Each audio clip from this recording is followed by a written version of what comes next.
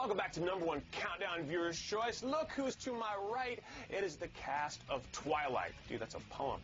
Robert Pattinson, Kristen Stewart, Taylor Lautner, welcome to the program. Awesome to have you guys.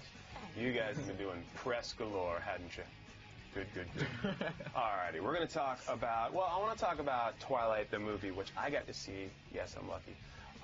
It's amazing. It's wonderful. But you guys are pretty young, and your character, Edward, of course, is trapped in the body of a 17-year-old, and you're, well, you just turned 18? Yes. In the film? Well, no, in real life. Yeah, I turned 18 in April. There you go. And how old are you, Taylor? You know. There's a teen in your number. All right. Oh, you're 16. Oh, 16. You can drive. Now, let me ask you. Let me ask you personally, would you want to be, in real life, trapped at this age? How do you think that would feel? No. No, not this way? No. 16, no. No. I think just by the way he answered that question sort of That just answers your sums it up for everybody.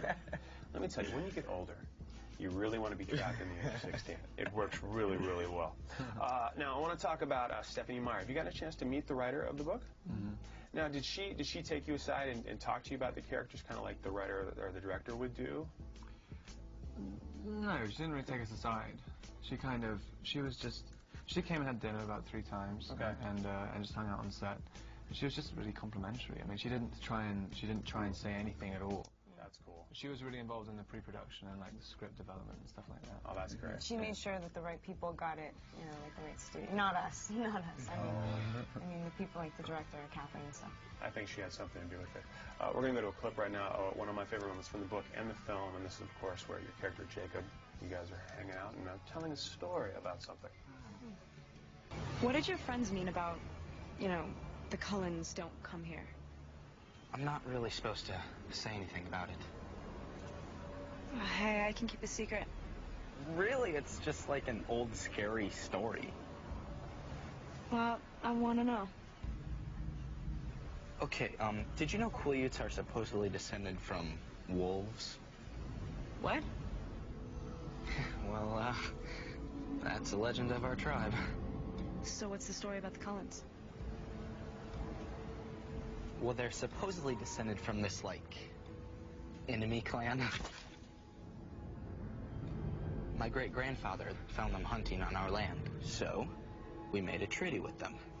If they promised to stay off Quileute lands, then we wouldn't expose what they really were to the palefaces. I thought they just moved here. Or just moved back. Right. Gotta love it. Taylor, now I want to ask you, now in this film, you know, Jacob is, you know, alluding to things that go on, but there's a lot of changes that go on with the character of Jacob in the film. How much can you tell us what's going to happen in the coming films? Well, if the films were to happen... Yeah. Gee, I wonder. I'm trying not to think about it. Right. I'm trying to stay as focused as I possibly can on Twilight right now. Mm-hmm. But good news is we don't have much longer to wait. That's awesome. But just come out and say it. Transforms into a werewolf. Whoa! Yeah! I knew that. I read the book. It's really, really great. And there's a little illusion in there at the end. Yeah. The wolves showing up. Now, we, of course, know people are crazy about Twilight. Maybe you've heard this before. But was there anything you guys were ever obsessed with when you were younger? You guys answered this time. I've already done. It's boring. No, it's not boring. It's not. He asked it again. He wants to know. I want to know. I want to know. A lot happens during the break. I want to think of something else now. I want to think about, I was obsessed with... Looks like you're obsessed with teeth, which is very character-driven. I was. Actually, I had like this... No, I was obsessed with... I'm obsessed with Paramore, and here they are with Decode.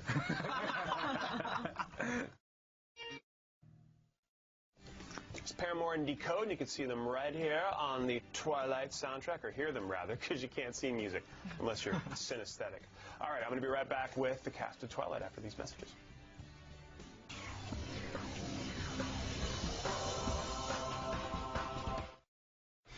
Thanksgiving night, The Killers, live in studio and commercial free.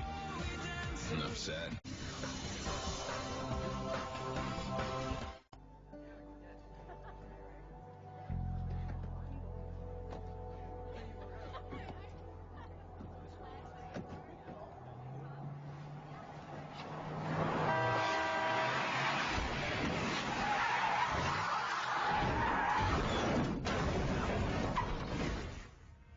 How did you get over to me so fast?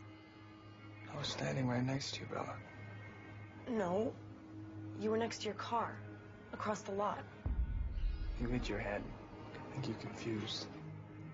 You stopped the van. You pushed it away with your hand. Well, nobody's gonna believe you. I know what I saw. You're not gonna let this go, are you? No. I wasn't gonna tell anybody.